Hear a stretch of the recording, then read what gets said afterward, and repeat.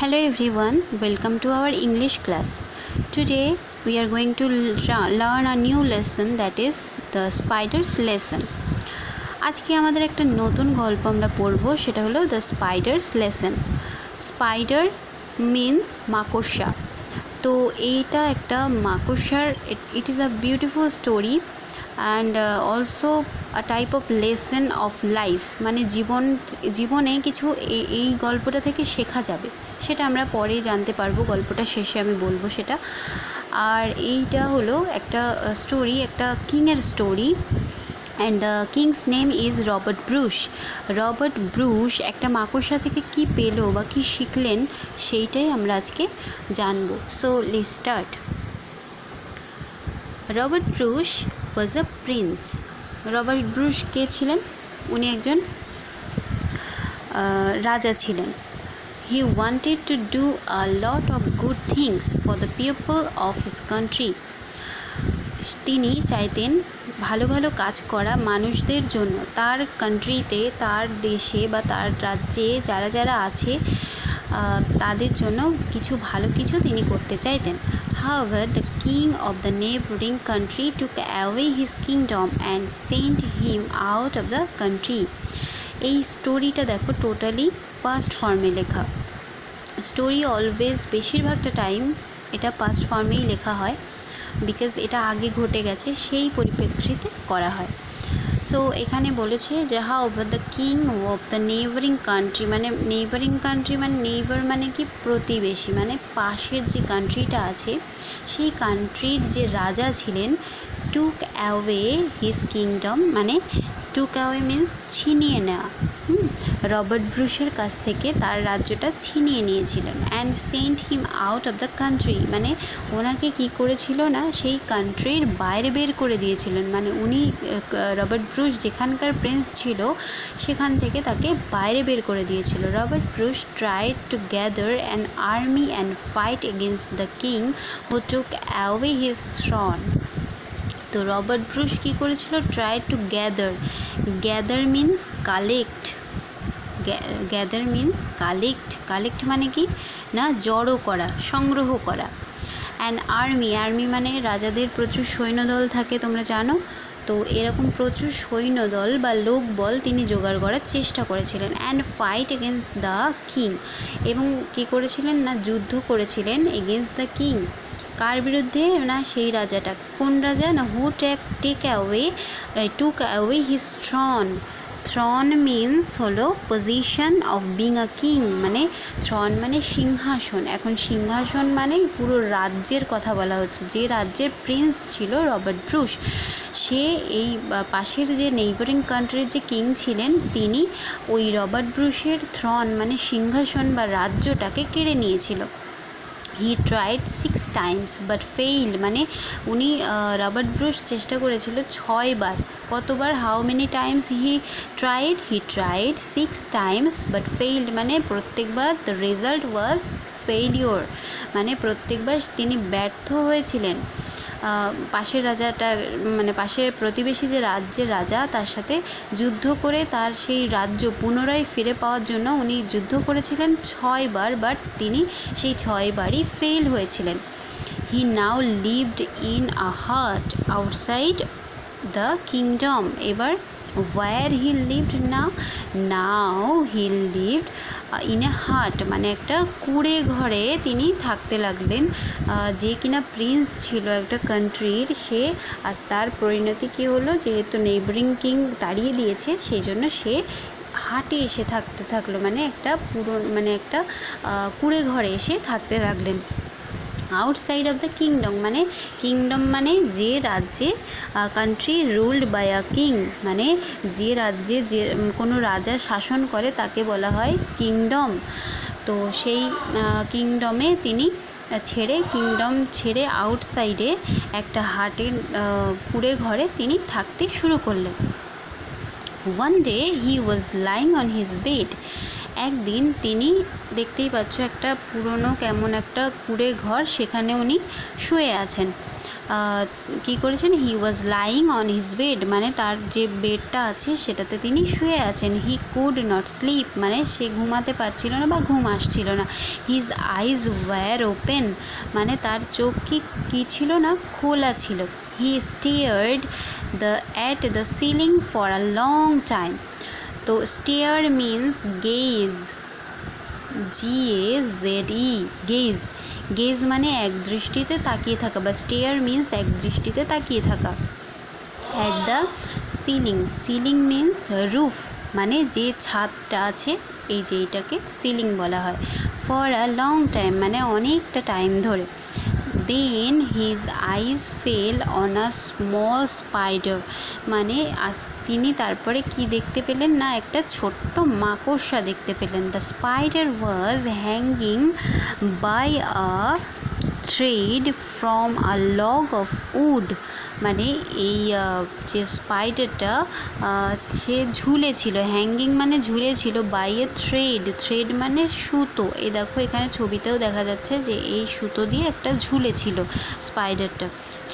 এটা সুতো মানে কি, ও যেটা দিয়ে জাল বোনে, মানে মাকড়সারা, তোমরা হয়তো অনেকে জানো বা জানো না, যে জালটা বোনে ওরা মুখের নিঃসৃত যে লালাটা থাকে ওটা দিয়েই ওরা কিন্তু ওয়েব তৈরি করে বা জালটা বোনে। তো এই থ্রেড মিন্স ওদের মুখের যে লালাটা, ওটাকেই বোঝানো হচ্ছে। From a log of wood, মানে এই যে কাঠের যে গুঁড়ি বা কাঠের পাটাতন, এটাকে লগ বলা হয়। তো এই লগ দিয়ে ও এইভাবে ঝুলেছিল। Okay, it was trying to swing to another beam of wood, মানে এটা কি করছিল, যে বিম মিন্স কি, বিম মানে হলো a long piece of wood use to support the floor, মানে এই যে মানে লম্বা লম্বা যে পাটাতনগুলো দেখতে পেয়েছো আগের পিকচারে, এইগুলোকেই বলা হয় বিম, যেটাকে দিয়ে কোনো একটা ফ্লোর বা সিলিং সেটাকে সাপোর্ট দেওয়া হয়। হ্যাঁ, দেখো এটা সিলিংটার কিন্তু সাপোর্ট দিয়ে রেখেছে এই উডগুলো, এটাকেই বলা হচ্ছে যে বিম। তো এ কি করতে চাইছিল, মাকড়সাটা কি করতে চাইছিল, it was trying to swing, swing মানে কি দুলে ও আর একটা বিম মানে আর একটা কাঠের পাটাতনে যেতে চাইছিল।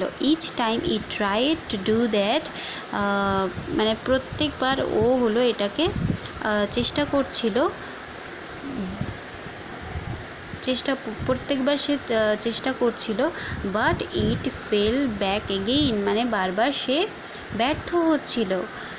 The result was not fruitful, মানে সে যেটা চাইছিল সেটা করতে পারছিল না। Robert was interested in the spider's action, এইটা দেখতে রবার্ট ব্রুশের খুব ইন্টারেস্টিং লেগেছে, মানে বেশ আগ্রহ বা মনোযোগ সহকারে এই স্পাইডারের যে অ্যাকশনটা, যে বারবার চেষ্টা করছে ও ফেল হচ্ছে, এই ব্যাপারটা রবার্ট ব্রুশ দেখছিলেন।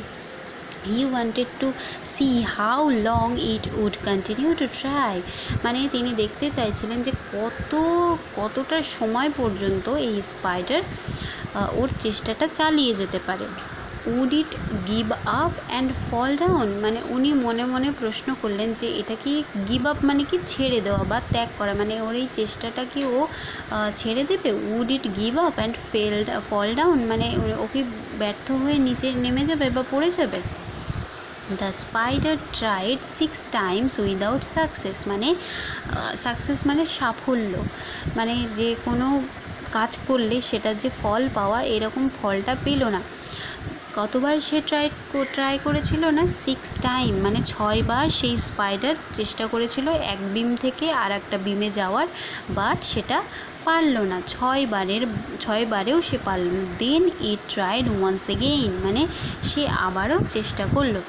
Robert was sure that it would fall again, মানে রবার্ট ব্রুশ শিওর ছিলেন এই বিষয়ে যে এবারও ও পারবে না, এবারও পড়ে যাবে। হোয়াট সারপ্রাইজ, মানে অবাক কাণ্ড বা কী কাণ্ড, এটা দেখো এক্সক্লামেশন মার্ক, যেহেতু অবাক হলে তোমরা জানো যে এক্সক্লামেশন মার্ক বসে।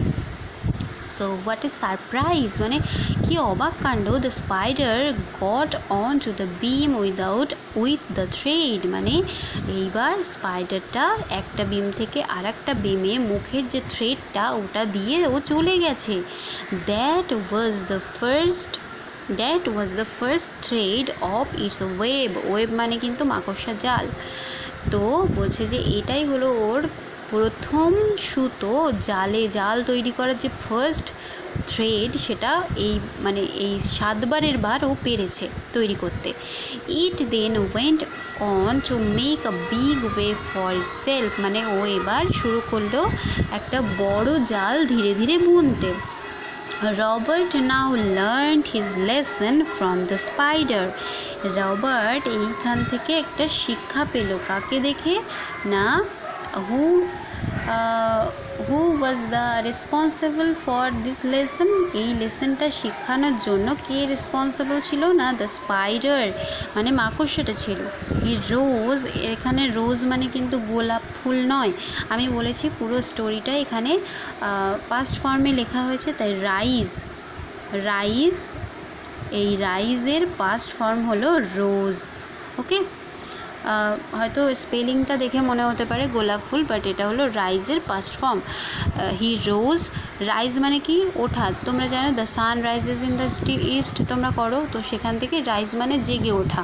তো হি রোজ ফ্রম হিজ বেড, মানে সে এই ঘটনাটা দেখে জেগে উঠলেন বা বসে পড়লেন, and started out with a new energy, মানে উনি ওনার দিনটাকে বা ওই মুহূর্তটাকে উনি শুরু করলে একটা বিশাল এনার্জি নিয়ে বা একটা বিশাল শক্তি নিয়ে বা মনোবল নিয়ে বলতে পারো।